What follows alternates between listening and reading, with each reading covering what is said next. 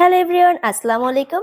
আমি গতকালকার রিলসে আপনাদেরকে এই সুন্দর সুন্দর কিউট কিউট পাখির বাসাগুলো তৈরি করা ভিডিও দেখিয়েছিলাম, আর আজকে দেখাবো আমি এগুলোকে কিভাবে আমার ছোট্ট ব্যালকনিতে সেট করেছি। তো চলুন বেশি কথা না বাড়িয়ে আগে কাজ করে নেওয়া যাক।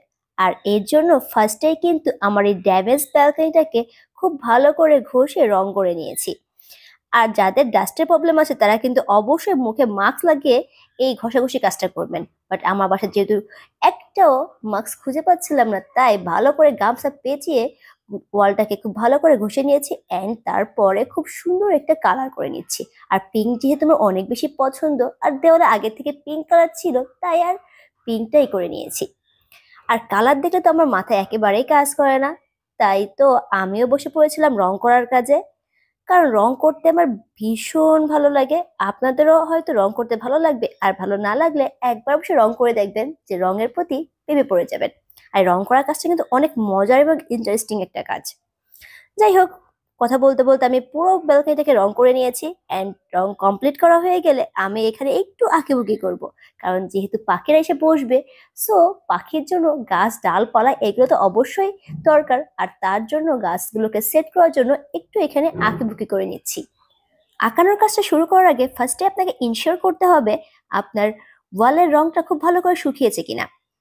আর এটাকে কিন্তু টাইম দিয়ে অবশ্যই খুব ভালো করে শুকিয়ে নিতে হবে অ্যান্ড তারপরে আপনার আনাড়ি হাতে আপনি যা খুশিতে এঁকে নিতে পারেন। কারণ আমি কিন্তু সেই কাজটাই করেছিলাম, কারণ আমি কিন্তু এত সুন্দর আর্ট পাই না, আমার যেমন মন চায় ঠিক তেমন করে এখানে আঁকিবুকি করে নিয়েছি। আর আসলে এর ভিতরে নিজের একটা আনন্দ কাজ করে। এই তো চেষ্টা করছি আঁকানোর জন্য। পাখিদের পছন্দ হবে কিনা জানি না, তবে আমারও অন্তত পছন্দ হয়েছে। আপনাদের কাছে কেমন লেগেছে সেটা আমাকে কমেন্টস করে জানাবেন। কিছু ডালপালা এঁকে নিয়ে তার উপর থেকে কিছু পাতাও এঁকে দিচ্ছিলাম, কারণ পাতা ছাড়া ডালপালা একেবারে শুষ্ক শুষ্ক আর কেমন যেন একটু ন্যাংটা ন্যাংটা মনে হয়, তাই না?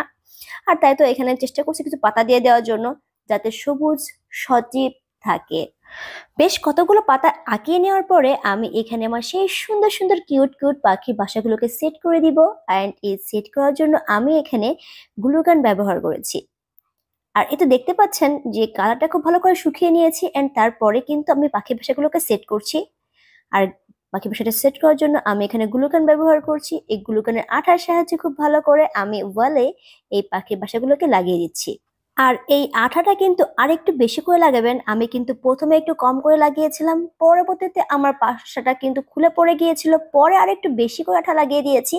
আর তারপরে কিন্তু বাসাটা খুব ভালো করে সেট হয়ে গিয়েছে, সেটা ভিডিও করা হয়নি যেহেতু এটা পরে হয়েছে, আর তাই আপনাদেরকে বলে দিলাম।